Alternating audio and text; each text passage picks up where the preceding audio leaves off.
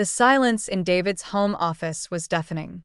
Elena Walsh stood frozen in the doorway, her 58-year-old hands trembling as she clutched a small brass key that had been taped under his favorite leather recliner just moments before.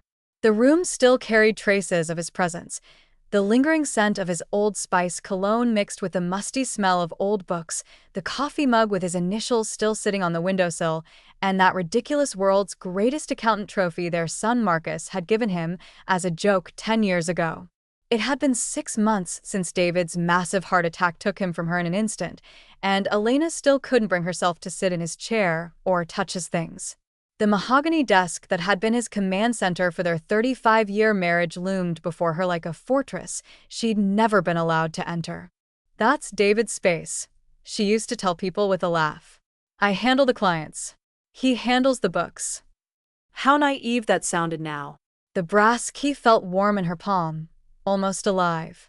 She'd only discovered it by accident when the moving company arrived to take the recliner to storage. As they tilted it back, she heard something crinkle underneath. Tape, old and yellowed, securing this tiny piece of metal that David had hidden from her all these years. Her heart hammered against her ribs as she approached the desk's bottom drawer, the one that had always been locked, the one David claimed contained just old tax files, nothing interesting. She'd never questioned it. Why would she? This was David, her college sweetheart, her business partner, her best friend, the man who brought her coffee every morning for 35 years and still opened car doors for her like they were newlyweds. The key slid into the lock with a soft click that seemed to echo through the empty house. Elena's breath caught in her throat as the drawer glided open, revealing a manila folder that would shatter everything she thought she knew about her life. But I'm getting ahead of myself. Let me start from the beginning. Because what I found in that drawer didn't just change how I saw David. It changed how I saw myself. It changed everything I thought I knew about love, trust, and the woman I'd been for more than half my life. My name is Elena Walsh, and I thought I was living a fairy tale. I thought I was the luckiest woman alive, married to a man who cherished me, protected me from the harsh realities of business, and built a beautiful life with me in our Connecticut home. I thought our love story was one for the ages, college sweethearts who grew old together, ran a successful accounting firm, and planned to spend our golden years traveling and spoiling future grandchildren. I was wrong about everything. The secrets hiding in that locked drawer would reveal a man I never knew, a marriage built on lies, and a conspiracy that nearly destroyed me. But they would also reveal something else, a strength I didn't know I possessed, and a woman I'd forgotten I could be. Standing there with that key in my hand, I had no idea that I was about to uncover not just David's hidden life, but my own hidden power. I didn't know that the next few minutes would transform me from a grieving widow who felt invisible and forgotten into someone who would never again let others define her worth. All I knew was that my hands were shaking, my heart was racing, and I was about to open a door that could never be closed again. Before we start, let us know in the comments where you're watching from. Don't forget to like, share, and subscribe for more powerful stories. Before that devastating discovery, my life with David felt like something out of a romance novel. We met during our sophomore year at the University of Connecticut. I was studying business administration, and he was pursuing his accounting degree. I still remember the exact moment I fell for him. It was in the campus library during finals week, and I was struggling with advanced statistics. David noticed me pulling at my hair in frustration and quietly slid over a piece of paper with the solution worked out in his neat handwriting. At the bottom, he'd written, "Coffee tomorrow? I promise the conversation will be more interesting than calculus." That coffee date turned into 37 years together, 35 of them as husband and wife. David had this way of making me feel like I was the center of his universe. He'd leave little notes in my textbooks, bring me soup when I was sick, and always insisted I was too smart for my own good. "You're going to run circles around all of us someday, Elena," he used to say with that crooked smile that made my knees weak. After graduation, we pooled our savings, all $800 of it, and opened Walsh and Associates Accounting Services in a tiny strip mall office between a dry cleaner and a pet grooming salon. Those early years were magical in their simplicity. We worked 18-hour days, survived on vending machine dinners and shared dreams, and built something beautiful together from absolutely nothing. David handled the complex financial work, tax preparation, business consulting, and investment planning, while I managed client relationships, marketing, and the day-to-day operations. "We're the perfect team," he'd say, spinning me around our cramped office after landing a big corporate client. "You charm them." I crunch the numbers. "And together we build our empire." And we did build an empire. By our 10th wedding anniversary, we'd moved into a beautiful colonial house with a wraparound porch and a garden where David grew the most incredible tomatoes. We had Marcus when I was 32, and watching David become a father was like falling in love with him all over again. He'd spend hours reading bedtime stories in different voices, teaching Marcus to throw a baseball, and patiently helping with homework at our kitchen table. Our Sunday morning ritual became sacred. David would wake up early to make his famous blueberry pancakes while I slept in. The one day of the week I was allowed to be lazy, I'd find him in the kitchen humming off-key while flipping pancakes, wearing that ridiculous Kiss the Cook apron Marcus had given him for Father's Day. We'd sit on our back porch with coffee and the newspaper, planning our week, discussing business decisions, and dreaming about retirement. "When we're old and gray," David would say, reaching for my hand across the table, "we're going to travel to all those places we put on our bucket list. Paris in the spring, Italy in the fall, maybe even take one of those Alaskan cruises you're always talking about." He'd kiss my knuckles and add, "You and me against the world, lucky penny, just like it's always been." He called me his lucky penny because I was wearing a penny loafer the day we met, and he claimed I'd brought him nothing but good fortune ever since. It was cheesy and wonderful, and it never got old.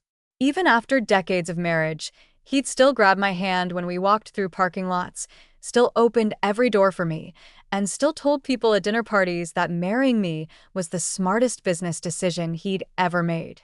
Our accounting firm grew into something we were genuinely proud of. We employed 12 people, served over 300 clients, and had built a reputation for integrity and personal service that spanned 3 counties. David always insisted we were partners in everything, 50-50 owners, equal decision makers, a real team. I felt cherished, protected, and completely secure in our love story. I thought we were one of those rare couples who'd figured out the secret to lasting happiness. I couldn't have been more wrong. The first crack in my perfect world appeared on a Tuesday morning in early February, 3 months before David's heart attack. It was so subtle, I almost missed it entirely. And looking back, I wonder how different things might have been if I'd trusted my instincts instead of dismissing what I saw. I was in our home office organizing tax documents for our biggest corporate client when David's phone buzzed on his desk. He was in the shower, and normally I wouldn't have thought twice about it. We'd always been completely open with each other's phones, computers, everything. No secrets, no locked screens, no hidden passwords. That was part of what made our marriage so solid. Or so I thought. But when I glanced at the notification, something made my stomach twist. It was a text message, and all I could see was the preview. "Can't wait to see you again. Same place as." The rest was cut off, but there was something about the tone that felt too intimate, too familiar for a business contact. David's phone had never been off-limits before. In 35 years of marriage, we'd answered each other's calls, checked each other's messages when one of us was driving, and shared everything without hesitation. So, I picked it up, expecting to see a message from a client or maybe his brother Tommy about their weekend golf plans. Instead, I found myself staring at a locked screen. David had put a passcode on his phone, something he'd never done in all the years I'd known him. My hands felt cold as I tried his birthday, then mine, then Marcus. Nothing worked. "What are you doing with my phone?" David's voice came from behind me, sharper than I'd ever heard it. I turned around to find him standing in the doorway, hair still damp from the shower, wearing an expression I didn't recognize. There was something almost defensive in his posture, like he was preparing for a fight. "Your phone buzzed, and I was just going to check if it was important," I said, trying to keep my voice light. "But it's locked now." "Since when do you have a passcode?" David's face softened, but not entirely. He walked over and took the phone from my hands, his fingers brushing mine in a way that felt more possessive than affectionate. I had to set it up for the new banking app, he said with a smile that didn't quite reach his eyes. You know how paranoid I get about financial security, especially with all the identity theft stories in the news. It made sense. David had always been cautious about our business finances, almost obsessively careful about protecting client information, but something about his explanation felt rehearsed, like he'd been preparing for this moment. Who was texting you? I asked, trying to sound casual. The preview looked like it might be important. Just Tommy being dramatic about our lunch meeting today, David said, already moving toward his dresser to get dressed. You know how he gets when he's worried about a client. Nothing you need to worry about, sweetheart. But I'd seen enough of Tommy's texts over the years to know that wasn't his writing style. Tommy was all business, short, direct messages about meeting times and agenda items. He'd never written anything that started with, "Can't wait to see you again." The moment passed, and David was back to his normal self, kissing my forehead and asking what I wanted him to pick up for dinner. But something had shifted. For the first time in our marriage, I felt like David was hiding something from me. And worse, I felt like I wasn't allowed to ask about it. Over the next few weeks, I noticed other small changes. David started keeping his laptop closed when I walked into the room. He'd step out to take certain phone calls, claiming they were boring business stuff that would put me to sleep. He began working late more often, saying he had complicated tax returns that needed his full concentration. Each explanation made perfect sense on its own, but together they formed a pattern that made me increasingly uncomfortable. I told myself I was being paranoid, that 35 years of marriage had earned David the right to some privacy. But deep down, I knew something had changed, and I was too afraid to dig deeper. I should have trusted that first instinct. I should have asked harder questions. Instead, I chose to believe the man I loved, and that choice would cost me everything. The months following David's funeral felt like watching my entire identity dissolve in slow motion. The woman who had co-built a successful accounting firm, managed complex client relationships, and made crucial business decisions for decades, suddenly couldn't seem to understand the simplest financial concepts. At least, that's what everyone kept telling me. It started with the paperwork avalanche. Death, I discovered, generates an enormous amount of bureaucracy, and somehow I was expected to navigate it all while barely able to get dressed in the morning. Insurance forms, bank notifications, client transition documents, everything seemed designed to remind me that I was now just David's widow instead of Elena Walsh, business owner and financial professional. The first real blow came when I tried to access our business bank accounts. Margaret, our longtime bank manager, looked at me with a mixture of pity and professional discomfort. "I'm sorry, Mrs. Walsh, but Mr. Walsh changed the account permissions last year. You'll need to provide additional documentation to prove your ownership stake." I stared at her in disbelief. "Margaret, you've known me for 15 years. I've been signing checks and making deposits since we opened these accounts. What do you mean I need to prove ownership?" "I understand this is difficult," she said, sliding a stack of forms across her desk. "But banking regulations have changed. Mr. Walsh restructured the accounts for tax purposes.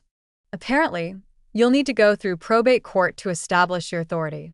Tax purposes. David had restructured our accounts for tax purposes without telling me. The accounts I'd helped build, the money I'd helped earn, suddenly required legal documentation for me to access. I felt like a stranger trying to break into my own life. Things got worse when clients started calling. The Hendersons, who'd been with us for over a decade, called to ask about their quarterly tax payments.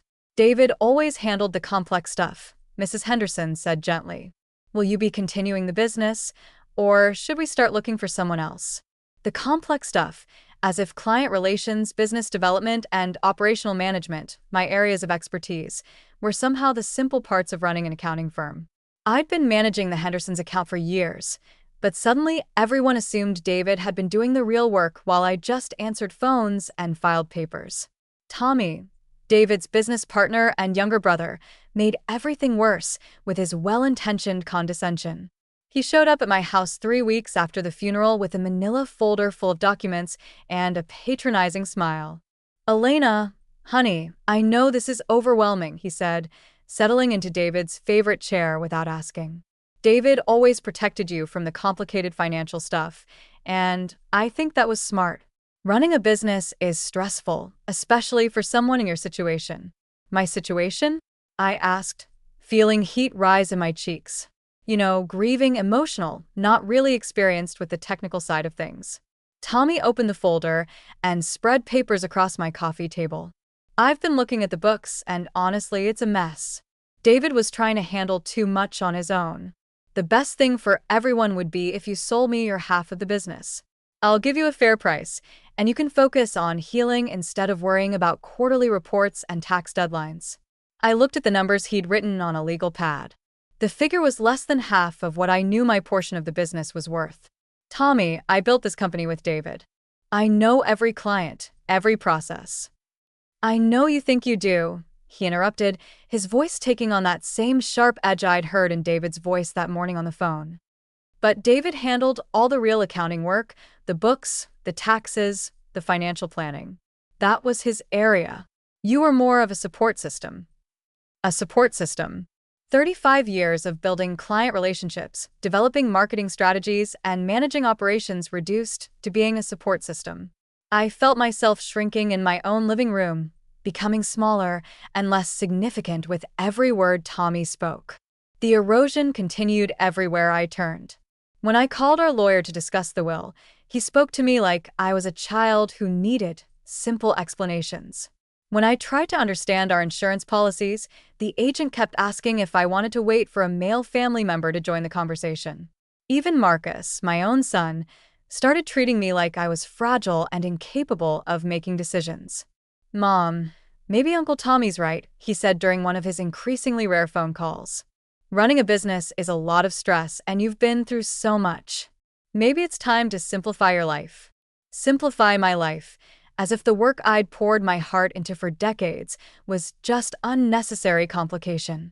As if I was too weak or too stupid to handle the career I'd built from nothing.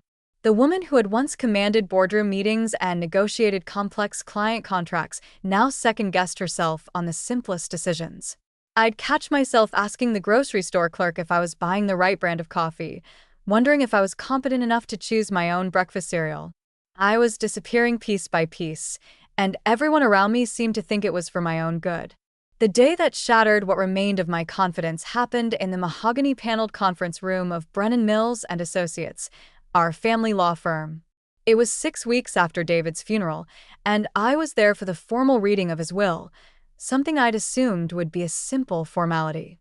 After all, we'd written our wills together 15 years earlier, sitting at the same table, holding hands, and joking about how morbid the whole process felt. I arrived early, wearing David's favorite navy dress and the pearl necklace he'd given me for our 20th anniversary. I wanted to look composed, professional, the successful businesswoman I'd always been. But the moment I walked into that room and saw who was waiting for me, I knew this wasn't going to be the straightforward proceeding I'd expected.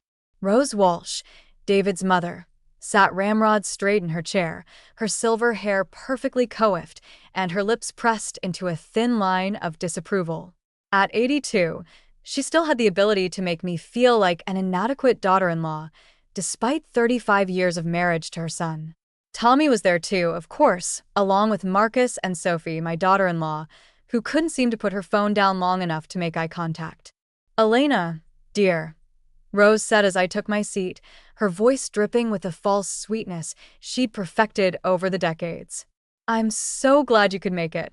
I know legal matters can be confusing for you." I forced a smile, already feeling my stomach clench. "Of course I'm here, Rose. David and I wrote these wills together. I know exactly what to expect." Mr. Brennan, the senior partner who'd handled our legal affairs for years, cleared his throat uncomfortably. "Mrs. Walsh, I'm afraid there have been some updates to your husband's will that you may not be aware of. He came in several times over the past 2 years to make revisions." The words hit me like ice water. Revisions? What kind of revisions? We always discussed everything together. David never mentioned any changes. Tommy shifted in his seat, avoiding my eyes. "Anna." "David was trying to protect you. He knew you got overwhelmed by complicated financial decisions, so he made some adjustments to simplify things. Simplify things? My voice cracked despite my efforts to stay calm. What does that mean? Mr. Brennan opened the thick folder in front of him and began reading in the monotone voice lawyers use when delivering bad news. Mr. Walsh has restructured the business ownership to reflect what he termed actual operational responsibilities. Your ownership stake has been reduced from 50% to 15%, with the remaining 35% going to Thomas Walsh as the primary financial manager. The room started spinning. 15% of the business I'd helped build from nothing. The business, where I'd managed every client relationship, developed every marketing strategy, and worked 18-hour days for decades. That's impossible, I whispered. I'm an equal partner. We built this together. Rose leaned forward, her voice sharp with satisfaction. Elena, dear, David always said you weren't really suited for the business side of things. You're wonderful with people, of course, but the actual accounting work, the important work, that was always David's domain. I looked around the table desperately, searching for someone who would defend me, who would acknowledge what I contributed to our success. Marcus was staring at his hands. Sophie was still scrolling through her phone. Tommy looked everywhere, but at me. David also expressed concerns about your ability to manage significant financial assets independently, Mr. Brennan continued. He's established a trust fund that will provide you with a monthly allowance, but the bulk of the estate will be managed by Thomas Walsh as executive. An allowance, like I was a child who couldn't be trusted with money.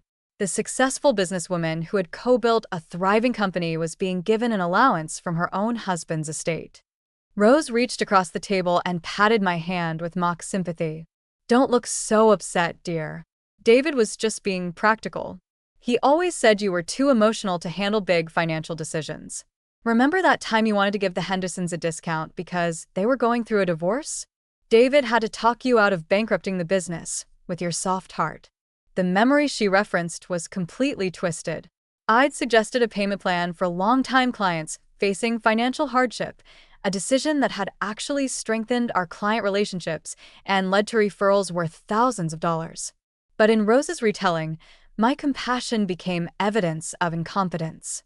He was always protecting you from yourself, she continued, her voice growing stronger as mine grew weaker. David used to worry that you didn't understand how business really worked. He said you were too trusting, too naive. Elena has a good heart, he'd tell me, but she doesn't have the head for numbers. Each word was a knife, cutting away everything I thought I knew about myself and my marriage. The man I'd loved and trusted had apparently spent years telling his family that I was incompetent, emotional, and financially irresponsible. And now they were all nodding along, as if this assessment was not only accurate, but kindly protective. Marcus finally spoke, his voice barely above a whisper. Mom. Dad just wanted to make sure you'd be taken care of. He didn't want you to have to worry about complicated business decisions. I stared at my son, the boy I'd raised, the man I'd been so proud of, and realized he believed every word. In his mind, his father's decision to strip me of my life's work was an act of love, not betrayal. The humiliation was complete. I wasn't just losing my business and my financial independence. I was losing my identity as a competent, capable woman. In the eyes of everyone who mattered, I had become exactly what they had apparently always thought I was. David's well-meaning but ultimately incompetent wife who needed to be managed and protected from her own poor judgment. I signed the papers with shaking hands, too shocked and devastated to fight back. As I walked out of that conference room, I felt like I was disappearing entirely, becoming a ghost of the woman I'd once been. The decision to sell my remaining 15% of the business happened on a gray October morning, 3 months after that devastating meeting in the lawyer's office. I hadn't slept properly in weeks, and the weight of everyone's expectations had become unbearable. Every conversation felt like another reminder of my supposed inadequacy. Every business decision I tried to make was second-guessed or overruled by Tommy, who now controlled the majority stake. The final push came during what was supposed to be a routine staff meeting. I'd called it to discuss our holiday client appreciation event, something I'd organized successfully for over a decade. But when I walked into our conference room, I found Tommy already seated at the head of the table, my usual spot, with papers spread out in front of him like he owned the place, which I suppose he now did. "Elena," he said without looking up, "I'm glad you're here. We need to talk about some changes." Our 12 employees shifted uncomfortably in their seats.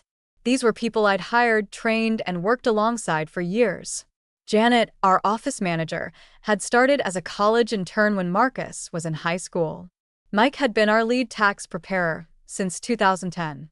They'd all sent flowers to David's funeral and told me they looked forward to continuing to work with me.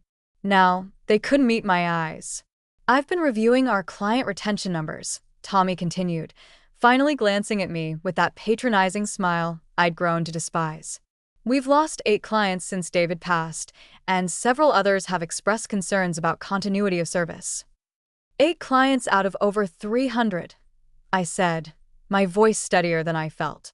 "That's well within normal attrition rates, especially after a major transition." "The Hendersons called me directly yesterday," Tommy said, holding up a piece of paper like evidence in a trial. "They're worried about the quality of service they'll receive without David's expertise. Mrs. Henderson specifically asked if there was someone else who could handle their account, someone with David's level of experience." The betrayal cut deep.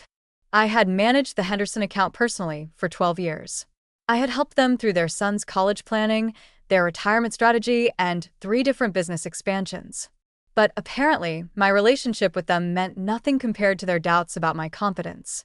"I think," Tommy continued, his voice taking on a tone of false regret, "it might be best for everyone if we simplified the ownership structure. You're dealing with so much grief right now, Elena. The stress of running a business on top of everything else, it's not healthy." I looked around the conference room, at faces I'd once considered friends and colleagues. Not one person spoke up in my defense. Not one person acknowledged the years of work I'd put into building relationships with these clients, developing our marketing strategies, or managing the day-to-day operations that kept the business running smoothly. "What are you suggesting?" I asked, though I already knew. "I'd like to buy out your remaining 15%, Tommy said, sliding a check across the table. "This is a generous offer, more than fair considering the challenges we're facing with client retention." I stared at the check. The amount was laughably low, barely enough to cover 6 months of living expenses. For 15% of a business I'd spent 35 years building, it was insulting. But I was so tired, so beaten down by months of being treated like an incompetent child that I couldn't find the energy to fight anymore. "You don't have to decide right now," Tommy said, his voice oozing false compassion. "Take your time. Think about what David would have wanted for you." But we both knew I didn't have a choice. Every day I stayed, I was reminded of my supposed inadequacy. Every client interaction was filtered through Tommy's assumption that I couldn't handle the real work. Every business decision required his approval, as if I were an intern rather than a co-founder. The staff meeting continued around me with Tommy outlining his vision for the company's future. There was no mention of my contributions, no acknowledgement of the systems I'd built or the relationships I'd cultivated.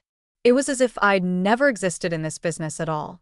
That afternoon, I sat in my car in the parking lot for 20 minutes, staring at the building that had been my second home for decades. Through the windows, I could see Tommy in what used to be our shared office, already rearranging the furniture to suit his preferences. My framed certifications had been taken down from the walls. My nameplate was gone from the door. I called Grace, my sister, from the car. "I think I'm going to sell," I said without preamble. "Oh, Elena," she said, her voice heavy with sympathy. "Are you sure? You built that place from nothing." "I built it with David," I corrected. "And apparently, everyone thinks David was the only one who really mattered." The next morning, I signed the papers. Just like that, 35 years of my professional life disappeared for a fraction of what it was worth. I cleaned out my desk while the office was closed, leaving my keys on Tommy's desk along with a brief note. "I hope you find success with the business. Best regards, Elena." I didn't say goodbye to anyone. I couldn't bear to see the relief in their faces, the satisfaction of having the problem of David's emotional widow finally resolved.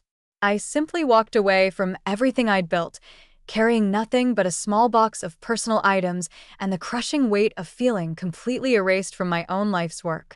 As I drove home that day, I realized I had become exactly what everyone expected me to be, a grieving widow who couldn't handle the complexities of business ownership. The competent, capable woman I'd been for decades had been systematically dismantled piece by piece until even I had started to believe their version of who I was. I was 58 years old, financially dependent on an allowance from my own husband's estate, and completely alone in the world. Everyone who mattered had made it clear that this was not only appropriate, but somehow protective of my fragile emotional state. I had never felt more invisible in my entire life. 6 months after selling my stake in the business, I found myself sitting on the floor of my cramped one-bedroom apartment at 2:30 in the morning, eating cereal from the box because I couldn't afford milk. The electricity had been shut off 3 days earlier, and I was using the flashlight on my phone to read through a stack of overdue bills that seemed to multiply every time I looked away.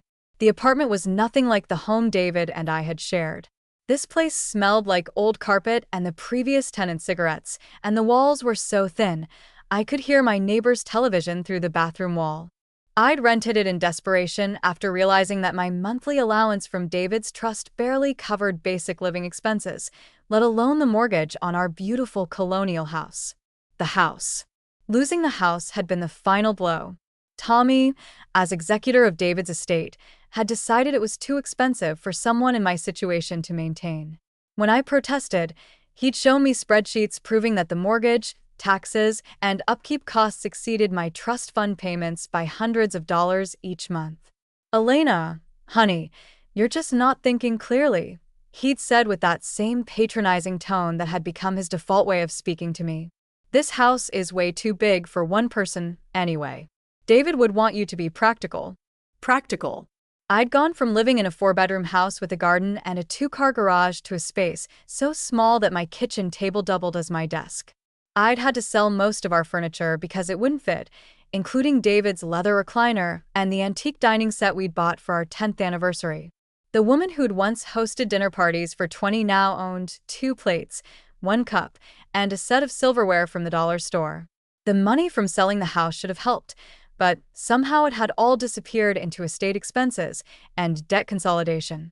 Tommy had presented me with forms to sign, explaining that David had apparently taken out loans against the house that I'd never known about. By the time all the debts were settled, there was barely enough left to cover my first year's rent. I'd tried to find work, but apparently being a 58-year-old widow with a gap in employment made me essentially unemployable. The few accounting firms that bothered to interview me treated me like a relic from a bygone era.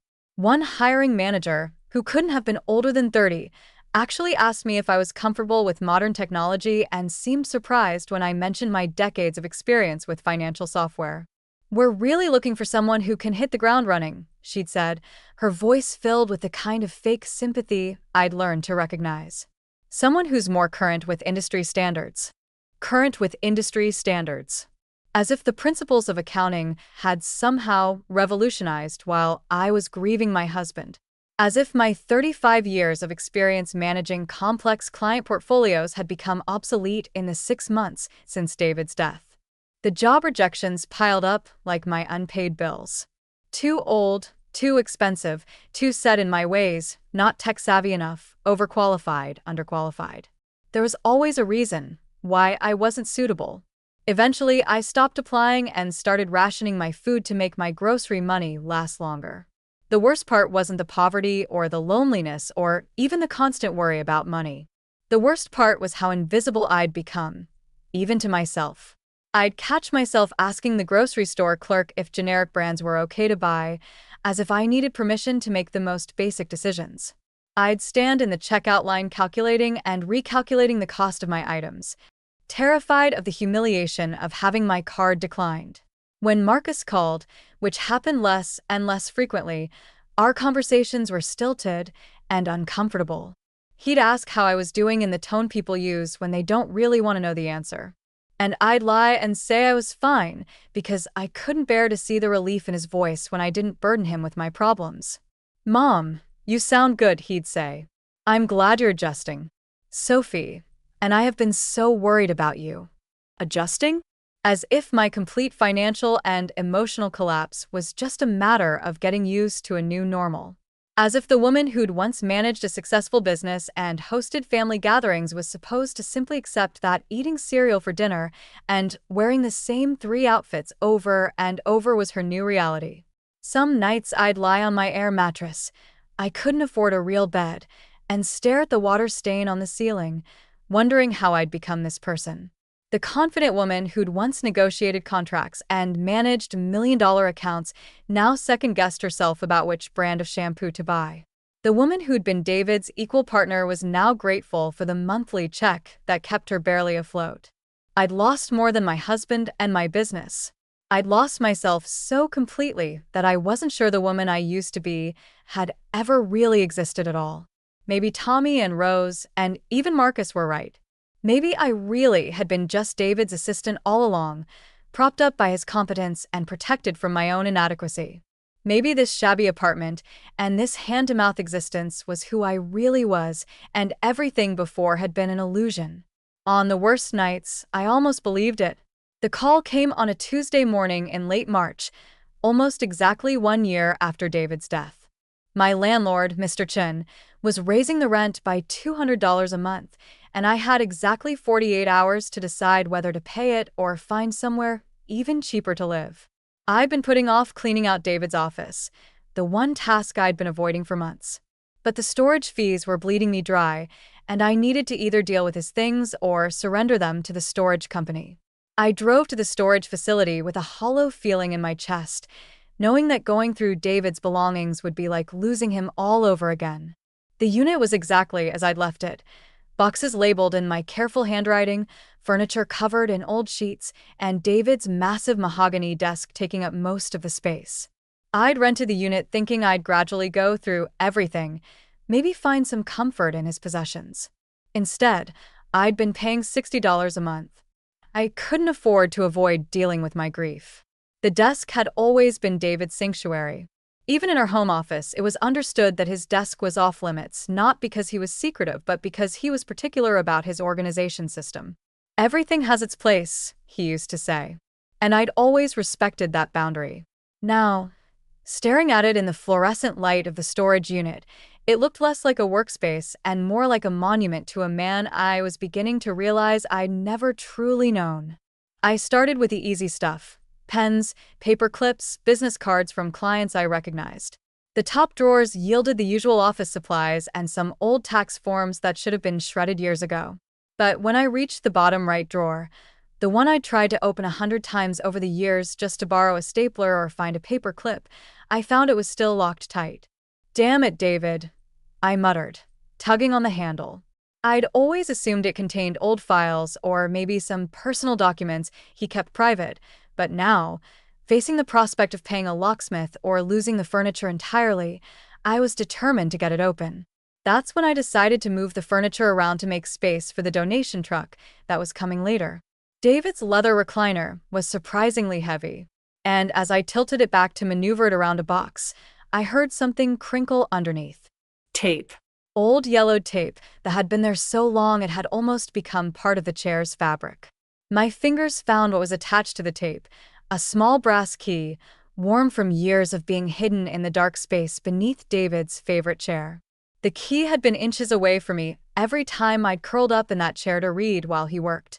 The key that would have been discovered immediately if David hadn't died so suddenly, if he'd had time to remove it or tell me about it. Back at the desk, the key slid into the bottom drawer's lock like it had been waiting for this moment. The click seemed unnaturally loud in the quiet storage unit, and for a second, I hesitated. Some part of me knew that opening this drawer would change everything, that whatever David had hidden here wasn't something I was meant to find by accident. But I turned the key anyway. Inside was a manila folder thick with documents and photographs. My hand shook as I pulled it out, and the first thing I saw made my knees buckle. It was a photograph of David, clearly taken within the last year, standing with his arm around a woman I'd never seen before. She was younger than me, maybe early 40s, with auburn hair and a smile that suggested intimacy, familiarity. David was looking at her the way he used to look at me back when we were young, and everything felt possible. But it wasn't just the photograph that made my world tilt on its axis. It was the date stamp in the corner. December 15th, just 2 months before David's heart attack. 2 months before he died. He'd been with this woman, looking happier than I'd seen him in years. Underneath the photograph were bank statements for accounts I'd never seen before. Transfers, withdrawals, deposits, thousands of dollars moving in and out of accounts that bore David's name and signature, but had somehow never appeared on any of the financial documents I'd been shown during the estate settlement. My name was nowhere to be found on these accounts. Then I found the forged documents, loan applications with my signature that I'd never signed, business agreements that supposedly bore my approval for decisions I'd never been consulted about, insurance policy changes that removed me as beneficiary and replaced me with someone named Angela Morrison, the woman in the photograph, I realized with growing horror. The final document in the folder made me sink to the concrete floor of the storage unit. It was a draft of a new will dated just 3 weeks before David's death that would have left everything, the business, the house, all our assets, to Angela Morrison. The only reason it hadn't been executed was because David had died before he could get it notarized. I sat there surrounded by boxes of my old life, holding evidence that my 35-year marriage had been a lie. Not just an affair, though that was devastating enough, but a systematic plan to erase me from the life we'd built together. David hadn't been protecting me from complex financial decisions. He'd been stealing from me, planning to leave me with nothing while he started a new life with a woman who was young enough to be our daughter. Everything made sense now. The locked phone, the secretive behavior, the changes to business accounts, even the way he'd restructured his will to minimize my inheritance. David hadn't died loving me. He'd died planning to destroy me. But there was something else in that folder that David couldn't have anticipated. Something that would prove to be my salvation rather than my destruction. Bank routing numbers, account passwords written in David's careful handwriting, and documentation of offshore accounts that contained far more money than had ever been declared in our business books. For the first time in months, I felt something other than despair. I felt anger, clean and sharp and clarifying.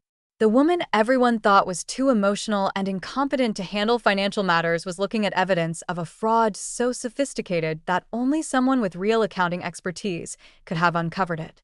David had underestimated me. They all had. And that was going to be their biggest mistake. I stayed in that storage unit for 4 hours, sitting on the cold concrete floor with David's secret files spread around me like pieces of a puzzle I was finally able to solve. For the first time in over a year, my mind felt sharp and focused. The fog of grief and self-doubt that had clouded my thinking began to lift as I examined each document with the analytical skills I'd spent decades developing but had somehow forgotten I possessed. The bank statements told a story of systematic embezzlement that was both sophisticated and sloppy.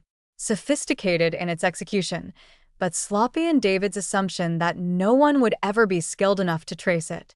He'd been moving money through a network of accounts, some offshore, some domestic, creating a financial maze that would have confused most people. But I wasn't most people. I was an accountant with 35 years of experience. And David had apparently forgotten that I'd been the one who'd initially set up many of our business systems.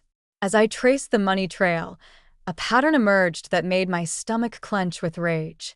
David hadn't just been stealing from our business. He'd been stealing from our clients. The Hendersons' overpayment that had never been refunded. The Morrison account that had been charged for services never rendered.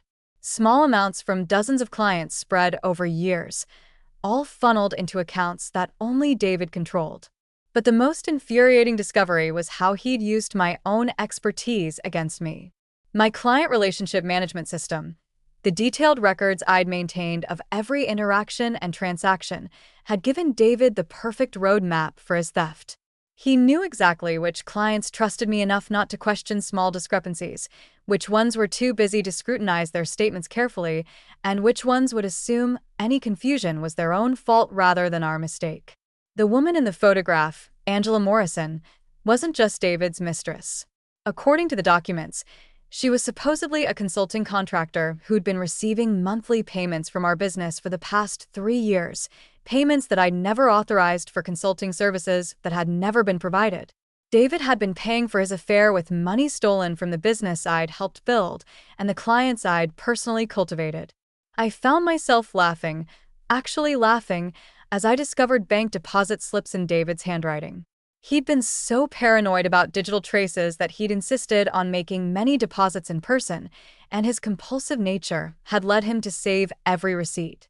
David's greatest strength as an accountant, his obsessive attention to detail, had created a paper trail that would have made a prosecutor weep with joy. But the revelation that truly set me free came when I found the insurance documents.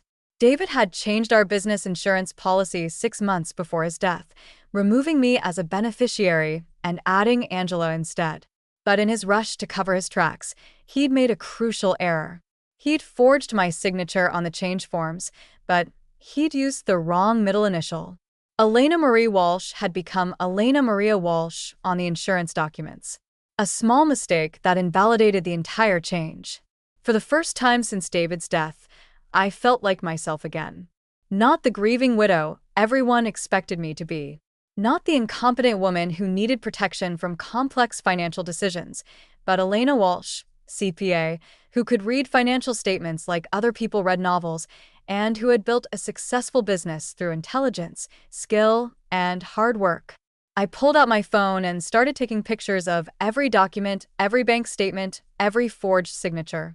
My hands were steady, my mind was clear, and I was already planning my next moves. I would need copies of our original business agreements, comparison samples of my real signature, and contact information for every client who'd been overcharged.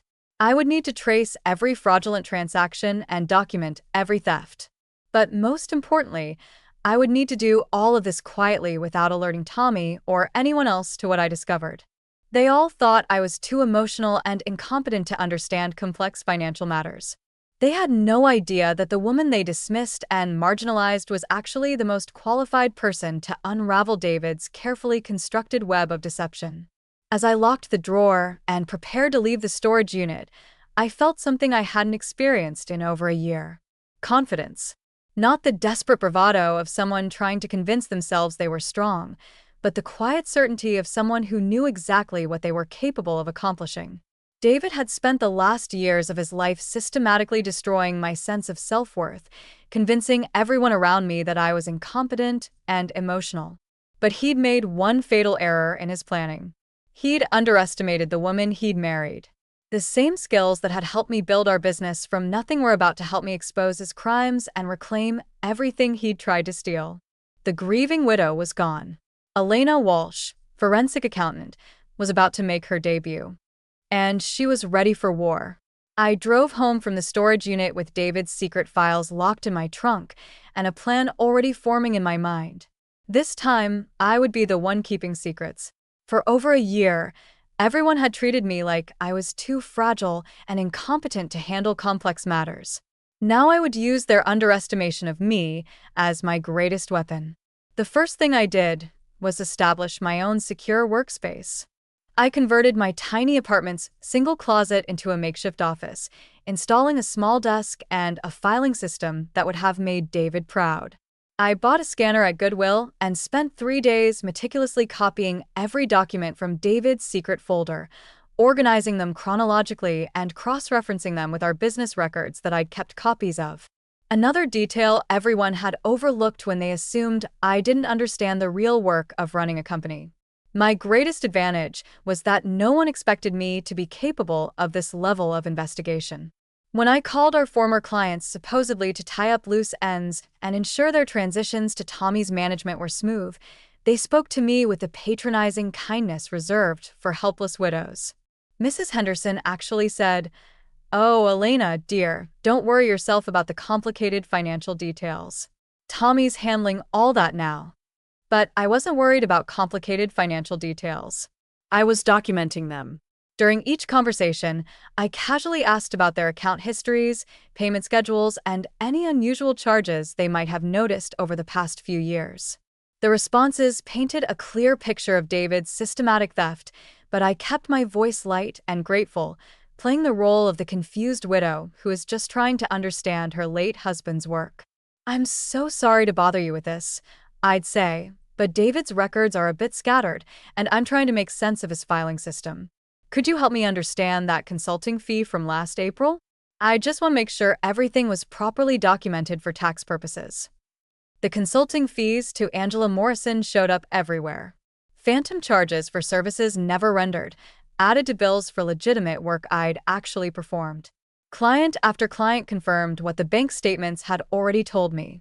David had been systematically overcharging them and pocketing the difference. I opened a new bank account at a different financial institution using my maiden name, Elena Marie Castellano, for the first time in 35 years. It felt like reclaiming a piece of myself that had been buried under decades of being Mrs. Walsh. This account would be my war chest, somewhere to securely deposit the evidence I was gathering and plan my next moves without any oversight from Tommy or the estate. The most challenging part was maintaining my facade of helpless confusion while conducting what was essentially a forensic audit. When Tommy called to check on me, which he did weekly, probably to ensure I wasn't causing any problems, I made sure to sound appropriately lost and grateful. "I've been going through some of David's papers," I told him during one call, letting a slight tremor creep into my voice. "It's all so overwhelming. I don't understand half of what he was working on." "Don't worry about it, Elena," Tommy replied, his voice heavy with condescension. "David kept excellent records. Everything's been properly handled through the estate. You don't need to stress yourself trying to make sense of business documents." If only he knew that I was building a case that would expose not only David's crimes, but Tommy's own negligence as a business partner. The bank statements showed that Tommy had to have known about at least some of the irregularities, but he'd either ignored them or been too incompetent to recognize the signs of embezzlement happening right under his nose. I spent evenings researching financial crimes and the legal processes for recovering stolen assets. I learned about forensic accounting techniques, fraud investigation procedures, and the statute of limitations for different types of financial crimes. The woman everyone thought was too simple to understand tax law was teaching herself the finer points of white-collar crime prosecution. My sister Grace noticed the change in me during one of her weekly check-in calls. "You sound different, Elena," she said. "More like your old self." I was careful not to reveal too much. "I'm just trying to get my life organized," I said. "Going through David's things has been therapeutic in a way. I'm starting to understand some things about our business that I never paid attention to before." It wasn't entirely a lie. I was understanding things about our business, just not in the way Grace imagined. The hardest part was the waiting. I had to be patient, methodical, and absolutely certain of my evidence before I made any moves. David's fraud had been years in the making, and I couldn't expose it with anything less than bulletproof documentation. One mistake, one moment of emotional reaction, and everyone would dismiss me as a hysterical widow who didn't understand what she'd found. But I wasn't hysterical. For the first time since David's death, I felt completely in control. I was no longer reacting to other people's decisions about my life. I was actively shaping my future. And when I was ready to reveal what I discovered, it would be with the quiet confidence of someone who held all the cards. The grieving widow was gone. In her place was a woman who had been underestimated for far too long, and who was about to remind everyone exactly what she was capable of accomplishing. The first crack in their confidence appeared 3 weeks into my investigation when I received a panicked phone call from Tommy at 7 in the morning. His voice had lost its usual patronizing calm and carried an edge of anxiety I'd never heard before. "Elena, we need to talk about something," he said without his customary greeting. "Have you been contacting our former clients? The Hendersons called me yesterday, asking some very specific questions about their account history." I kept my voice carefully neutral, maintaining the slightly confused tone I'd perfected over the past month. "Oh, I spoke with them last week. I was just trying to understand some of David's filing system." "Why? Did I do something wrong?" "It's not that you did anything wrong," Tommy said quickly. But I could hear him shuffling papers in the background. "It's just that they seem to have some concerns about discrepancies in their billing over the past few years. Mrs. Henderson was asking about consulting fees that she doesn't remember authorizing." The beautiful thing about playing helpless was that it gave me permission to ask innocent questions that would have seemed suspicious coming from someone who appeared competent. "Consulting fees? What kind of consulting?" Maybe I could help explain if I understood what David was doing. That's just it, Tommy said, his voice getting tighter. I'm not entirely sure what those charges were for either. David handled a lot of the specialized work independently. You know how he was about keeping certain projects confidential? Confidential. That was a new word in Tommy's vocabulary when it came to our business. For years, he'd insisted that he and David shared everything, that they were equal partners who made all decisions together. Now, suddenly, David had been working on mysterious, confidential projects that Tommy knew nothing about. The calls started coming more frequently after that. Other clients had apparently begun reviewing their old statements more carefully, asking questions about charges they didn't remember approving. Each conversation with Tommy revealed more cracks in the story he'd been telling about David's meticulous record-keeping and their seamless partnership. Elena, he said during our fourth conversation in 2 weeks, I think it might be best if you stopped reaching out to clients directly.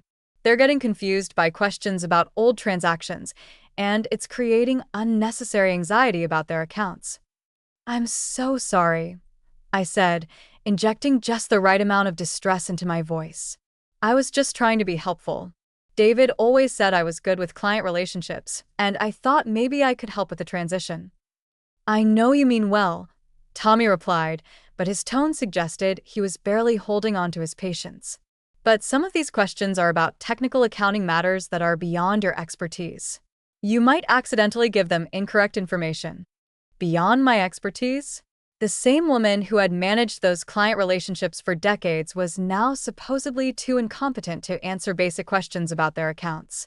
But I could hear the fear underneath Tommy's condescension. He was starting to realize that David's meticulous records were actually a carefully constructed facade hiding systematic fraud. The real shift in power became apparent when I received an unexpected visitor. Marcus showed up at my apartment on a Thursday evening, looking uncomfortable and avoiding eye contact.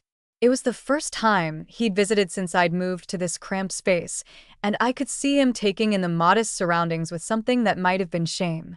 Mom, Uncle Tommy asked me to talk to you, he said, settling awkwardly on my second-hand couch. He's concerned that you're getting overwhelmed trying to understand Dad's work. He thinks maybe you should stop going through his files and just focus on moving forward. I set down my coffee cup with deliberate care, maintaining my expression of confused concern. I'm just trying to understand what your father was working on. Is there something I should know about? Marcus shifted uncomfortably. It's not that there's anything to hide. It's just that Dad's work was very complex, and Uncle Tommy is worried that you're misinterpreting things that have perfectly reasonable explanations. Perfectly reasonable explanations. That was the phrase they were all using now, as if saying it often enough would make it true. But I could see the doubt in my son's eyes, the questions he was afraid to ask about the man he'd idolized. Marcus, I said gently, what exactly is Tommy afraid I'll misinterpret? The question hung in the air between us, and for a moment I saw a flicker of the sharp intelligence Marcus had inherited from both his parents. He was beginning to realize that his mother wasn't the confused widow everyone thought she was, and that maybe, just maybe, there were things about his father's business that didn't add up. I don't know, Mom, he said quietly, but Uncle Tommy seems really stressed about something. He keeps asking if you found any unusual documents or if you've been asking specific questions about the business finances. I reached over and patted his hand, the gesture of a loving mother rather than a forensic accountant who is building an airtight case. Don't worry about me, sweetheart. I'm just trying to understand the man I was married to for 35 years.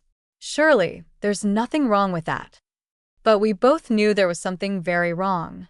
And Tommy's increasing desperation was making it obvious to everyone involved that the carefully constructed story of David's business acumen was beginning to crumble. The power was shifting quietly but unmistakably from the people who had dismissed me to the woman who held all their secrets in a filing cabinet in her closet. And I was just getting started. I scheduled the meeting for a Tuesday morning at our old law office, choosing the same mahogany-paneled conference room where they'd stripped away my dignity just 18 months earlier. But this time, I was the one who had called the meeting, and I was the one who would control the narrative. I arrived 15 minutes early, wearing the navy blue suit I'd bought for our business presentations in better days. Professional, confident, unshakable. I arranged my files on the table with the precision David would have admired, each document positioned for maximum impact. When Tommy, Marcus, and Mr. Brennan walked in, they found me seated at the head of the table in the same chair Tommy had claimed during the will reading. "Elena," Tommy said, his voice carefully controlled, but his eyes darting to the neat stacks of papers in front of me. "Thank you for calling this meeting. I hope we can clear up any confusion about the business records that's been causing you distress." I smiled. Not the grateful, helpless expression they expected, but the calm confidence of someone who held all the cards. "Oh, there's no confusion, Tommy. In fact, everything is crystal clear now." I opened the first folder and placed a photograph on the table. David and Angela Morrison, arms wrapped around each other, standing in front of a restaurant I recognized but had never been to with my husband. The timestamp showed it was taken just 6 weeks before his death. "This is Angela Morrison," I said, my voice steady and professional. "According to the business records, she's been receiving consulting payments from Walsh and Associates for 3 years. Consulting payments that neither you nor I ever approved for services that were never actually provided." Tommy's face went pale, but he tried to maintain his composure. "Elena, I don't know what you think you've found, but I found everything, Tommy." I placed the bank statements on the table, each one marked with highlighting and sticky notes. Offshore accounts, forged signatures, embezzled client funds, insurance fraud. David wasn't just having an affair. He was systematically stealing from our business and our clients. Marcus leaned forward, his voice barely above a whisper. "Mom, what are you saying?" I turned to my son with the patience of a teacher explaining a complex concept to a struggling student. "I'm saying your father spent the last 3 years of his life planning to destroy me financially while he started a new life with a woman 20 years younger. And Uncle Tommy either knew about it or was too incompetent as a business partner to notice massive fraud happening under his nose." "That's impossible," Tommy sputtered.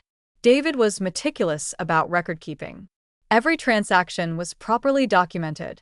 "You're absolutely right," I said, placing another set of documents on the table. David was meticulous. So meticulous that he kept copies of every forged signature, every fraudulent transaction, and every stolen dollar, including this. I slid the draft will across the table, the document that would have left everything to Angela Morrison. Fortunately for me, David died before he could get this properly notarized. But his intent was clear: leave his grieving wife with nothing while he disappeared with his mistress and millions of dollars in stolen money.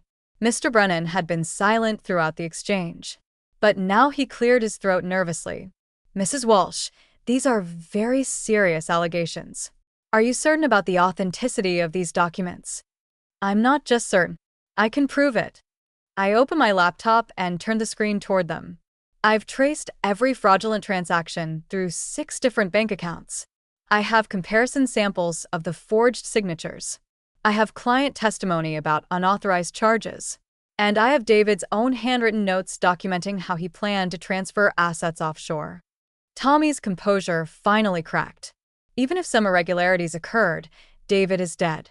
There's no way to recover any missing funds or hold anyone accountable for actions that may have been taken without proper authorization. I smiled again, this time with genuine amusement. "Actually, Tommy, there is. You see, David made one crucial error in his planning. He assumed his grieving widow was too stupid to understand forensic accounting." I placed the final document on the table, a comprehensive report I'd spent weeks preparing, complete with financial flowcharts, timeline analysis, and legal documentation. "This is my formal complaint to the State Attorney General's office regarding financial crimes committed by David Walsh and potentially aided by Thomas Walsh through gross negligence or willful ignorance." The room went completely silent. I could hear the air conditioning humming and the distant sound of traffic outside, but no one spoke for what felt like an eternity. "But here's what's really interesting," I continued, my voice remaining calm and professional. "David's insurance policy changes were invalid because he forged my signature incorrectly. Under state law, I inherit everything, including his half of the business and all assets he attempted to hide from me. I closed my laptop and gathered my files with deliberate precision. The woman you all thought was too emotional and incompetent to handle complex financial matters has just exposed a multi-million-dollar fraud scheme. The same woman you forced to sell her life's work for pennies is now in a position to recover everything that was stolen from her and quite a bit more. Standing up, I looked each of them in the eye. I'm not the confused widow you thought I was. I'm Elena Walsh, CPA, and I've just reminded all of you exactly what I'm capable of accomplishing when you stop underestimating me. As I walked toward the door, I heard Tommy call out desperately, "Elena, wait. We can work something out. There has to be a reasonable explanation for all of this." I paused at the doorway and turned back one last time. The only reasonable explanation, Tommy, is that you never knew the woman you were so eager to dismiss. But you're about to learn. The power hadn't just shifted, it had completely reversed. And for the first time in over a year, I felt like myself again. 3 weeks after my confrontation in the lawyer's office, I received a call that would deliver justice in a way I never could have anticipated. The voice on the other end belonged to Detective Sarah Chen from the Financial Crimes Unit. No relation to my former daughter-in-law, but the irony of the name wasn't lost on me. "Mrs. Walsh, we've completed our preliminary investigation based on your complaint," she said, her tone professional, but tinged with something that sounded like admiration. "We need to meet. There's more to this case than even you realized." We met at a coffee shop downtown, away from prying eyes and familiar faces. Detective Chun was a woman about my age with silver-streaked hair and the sharp eyes of someone who'd spent decades following money trails and exposing lies. She spread a series of photographs across our corner table, each one showing documents I'd never seen before. "Your husband wasn't just stealing from clients and planning to leave you," she said quietly. "He was the front man for a much larger operation. The offshore accounts you discovered, they were being used to launder money for several other accounting firms across the state." I stared at the photographs, recognizing David's handwriting but seeing financial transactions that dwarfed anything I'd uncovered. "How is that possible? Our firm wasn't that large." "It didn't need to be large," Detective Chin explained. "It just needed to look large." David had developed a reputation for discretion, exactly what his criminal partners needed. They were using her firm to clean money from tax evasion schemes, insurance fraud, and even some organized crime connections. The room seemed to tilt around me. My husband hadn't just been unfaithful and greedy, he'd been a criminal mastermind operating under the cover of our respectable family business. The man who'd lectured Marcus about honesty and integrity had been running a money laundering operation from the office, where I'd worked every day for 35 years. "There's more," Detective Chin continued, pulling out another set of documents. "Angela Morrison wasn't his girlfriend. She was an undercover federal agent." The coffee cup slipped from my hands, shattering on the table and sending hot liquid across the photographs. "What did you say?" "The FBI has been investigating this money laundering network for 2 years. Agent Morrison was placed as David's romantic interest to gather evidence of his criminal activities. Her relationship with him was entirely professional, an undercover operation designed to document his crimes." I felt like I was drowning in information that didn't make sense. But the photographs, the bank transfers to her account, the transfers were her salary from the bureau, disguised as consulting fees to maintain her cover. The romantic photographs were staged to convince David that she was genuinely involved with him. She was never his mistress, Mrs. Walsh. She was the agent who was going to bring him down. Detective Chun leaned forward, her expression softening slightly. "David died before we could arrest him. But Agent Morrison's investigation revealed something extraordinary. Your husband had been systematically stealing from you personally for years, siphoning money from your joint accounts into the criminal operation. But he made a crucial error." She placed one final document on the table, a bank statement I'd never seen before. "David thought he was too smart to get caught. So he kept meticulous records of everything, including his theft from your personal accounts. What he didn't realize was that under federal law, any assets derived from criminal activity can be recovered by the victims, even if the criminal is deceased." I stared at the numbers on the statement. They were staggering.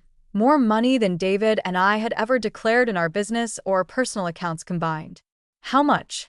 Including the laundered funds that can be traced back to your legitimate business operations and the personal assets he stole from you over the years.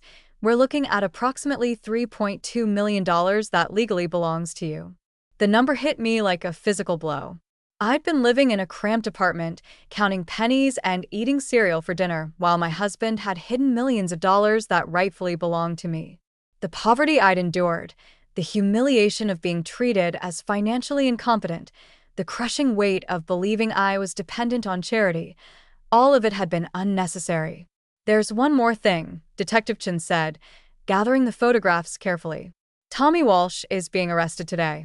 Agent Morrison's investigation revealed that he was an active participant in the money laundering scheme, not just a negligent business partner. His attempts to pressure you into selling your business shares and staying quiet about the financial irregularities were part of a deliberate cover-up. Justice had arrived in a form I never could have imagined. David hadn't just been a cheating husband planning to abandon me. He'd been a federal criminal whose own meticulous record-keeping would restore everything he'd stolen from me. The woman everyone thought was too simple to understand complex financial matters had just become the primary beneficiary of the largest financial crime recovery in the state's history. But the most beautiful irony was this. David's greatest fear had been that I would discover his secrets and expose his carefully constructed facade. In the end, that's exactly what happened. But not because I was the emotional, incompetent woman he'd convinced everyone I was. It happened because I was exactly the skilled, intelligent, and determined woman I'd always been, even when I'd forgotten it myself. The widow, who'd been dismissed and marginalized, was about to become one of the wealthiest women in Connecticut, and she'd earned every penny through her own brilliant detective work. David had underestimated me one last time, and this time it would cost him everything. Retria Marcus showed up at my new house on a crisp November morning, 6 months after the arrests and financial recovery that had transformed my life so completely. I watched him through the bay window of my home office as he sat in his car for nearly 10 minutes, gathering the courage to walk up the flagstone path to my front door. When the doorbell finally rang, I could see through the glass panels that he was holding a bouquet of yellow roses, my favorites, though I was surprised he remembered. The house was nothing like the colonial David and I had shared. This was entirely mine. A craftsman-style home with a wraparound porch situated on 3 acres with gardens I was designing myself. I'd bought it with cash from the recovered funds, and every decision from the paint colors to the furniture placement had been mine alone. For the first time in my adult life, I lived in a space that reflected only my tastes, my needs, my vision of what home should feel like. "Hi, Mom," Marcus said when I opened the door, his voice carrying the uncertain tone of someone who wasn't sure of their welcome. He looked older than his 32 years, with new lines around his eyes and a hesitancy in his posture that reminded me painfully of myself during those awful months after David's death. "Marcus," I said, stepping aside to let him in. "This is unexpected." He handed me the roses, and I noticed his hands were shaking slightly. "I know I don't have any right to just show up like this. Sophie said I should call first, but I was afraid you wouldn't want to see me." I arranged the flowers in a crystal vase, Waterford, something I'd bought simply because I liked it, not because it matched any existing decor or met anyone else's approval. "Would you like some coffee?" "I was just finishing up some work." "Work?" Marcus asked, following me into the kitchen. His eyes took in the space: granite countertops, custom cabinets, and a view of the garden through French doors. "What kind of work?" "Forensic accounting consulting," I said, pulling mugs from the cabinet. "It turns out there's significant demand for someone who can uncover financial fraud. I've been helping law enforcement agencies and private attorneys track hidden assets and expose embezzlement schemes." Marcus stared at me as if I were speaking a foreign language. "You're working as a consultant, but I thought after everything with Dad and the business. You thought I was too fragile and incompetent to handle complex financial work." I finished for him, pouring coffee for both of us and keeping my voice neutral. "Yes, I know. Everyone thought that." We sat at my kitchen table, the same uncomfortable silence stretching between us that had characterized our relationship since David's death. Finally, Marcus spoke, his voice barely above a whisper. Mom, I'm sorry. I'm so incredibly sorry for everything. I studied my son's face, seeing genuine remorse, but also something else, a desperation for forgiveness that felt more about his own guilt than concern for my well-being. What exactly are you sorry for, Marcus? For not believing in you, for treating you like you were helpless, for not standing up for you when Uncle Tommy and Grandma Rose were. He trailed off, unable to finish the sentence. Were what? Stealing from me? Lying about my capabilities? Convincing you that your father's decision to strip me of my life's work was somehow protective rather than destructive? Marcus flinched at my directness. I should have questioned it. I should have known that Dad wouldn't make those kinds of decisions without talking to you first. But he was my father, and I trusted him completely. And I was your mother, I said quietly. But you didn't trust me at all. The words hung in the air between us, brutal in their honesty. Marcus put his head in his hands, and I could see his shoulders shaking with suppressed sobs. I know, he whispered. I know I failed you. Sophie and I have been talking about it constantly since the arrests. We keep asking ourselves how we could have been so blind, so willing to believe that you were somehow incompetent when you'd spent decades running a successful business. I sipped my coffee, considering my response carefully. The old Elena might have rushed to comfort him, to minimize his guilt and restore harmony at the expense of honest conversation. But this Elena, the one who'd survived systematic betrayal and rebuilt her life on her own terms, wasn't interested in making things easy for people who had failed her when she needed them most. Marcus, I appreciate your apology, I said finally. But I need you to understand something. I don't need your validation anymore. For months, I believed what everyone was telling me about myself, that I was emotional, incompetent, too fragile to handle real responsibility. I lost myself so completely that I almost forgot who I was. But you found yourself again, he said, looking up with something that might have been hope. You exposed Dad's crimes, recovered millions of dollars, and built a new career. You're stronger than any of us ever realized. I didn't find myself again, Marcus. I chose myself again. There's a difference. I leaned forward, needing him to understand. If you want a relationship with me going forward, it can't be because you feel guilty about how you treated me. It can't be because you're impressed by my financial success or because you finally realized I was competent all along. It has to be because you genuinely want me in your life, not because you need me to forgive you so you can feel better about yourself. Marcus nodded slowly, tears streaming down his face. I do want you in my life, Mom. I want my children to know their grandmother, the real one, not the woman I thought you were. Then we can try, I said, reaching across the table to touch his hand. But it's going to be on different terms than before. I'm not the accommodating woman who prioritized everyone else's comfort over her own truth. I'm not going to pretend things are fine when they're not, or smile and agree when I disagree, or make myself smaller so other people feel bigger. I understand, Marcus said, squeezing my fingers. I want to know this version of you. I think I'll like her better than the woman I took for granted. I smiled at my son, not with forgiveness exactly, but with possibility. I know I like her better. And maybe in time you'll earn the right to know her, too. It wasn't reconciliation, but it was a beginning. And for the first time since David's death, it was happening entirely on my terms. I'm sitting in my home office now, 2 years after I discovered that brass key taped under David's chair, watching the morning light filter through the windows I chose in the house I bought, surrounded by the life I built entirely on my own terms. The desk where I work is twice the size of David's old mahogany fortress, with clean lines and glass surfaces that reflect light instead of absorbing it into dark corners where secrets can hide. On my desk, next to my computer and client files, sits that brass key. Not hidden or locked away, but displayed openly in a small crystal stand, a daily reminder that secrets have a way of revealing themselves and that the truth is always worth the cost of discovering it. The consulting business I started has grown beyond anything I could have imagined. Walsh Financial Forensics now employs 6 people, and we've helped recover over $15 million in stolen assets for clients across 3 states. The woman everyone thought was too emotional to handle complex financial matters has become the go-to expert for uncovering sophisticated fraud schemes. The irony isn't lost on me that my success is built on the very skills David and his collaborators tried to convince everyone I didn't possess. But the money, as satisfying as financial security is after months of eating cereal for dinner, isn't what changed me. What changed me was the moment I stopped accepting other people's definitions of who I was and started trusting my own judgment again.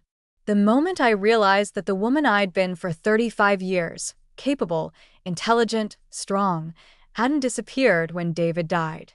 She'd just been buried under other people's expectations and my own grief. Marcus and I have slowly rebuilt our relationship, though it looks nothing like what we had before. He visits monthly now, sometimes bringing his wife and their new daughter, my granddaughter Emma, who will grow up knowing a grandmother who owns her own business and makes her own decisions. During his last visit, Marcus said something that stayed with me.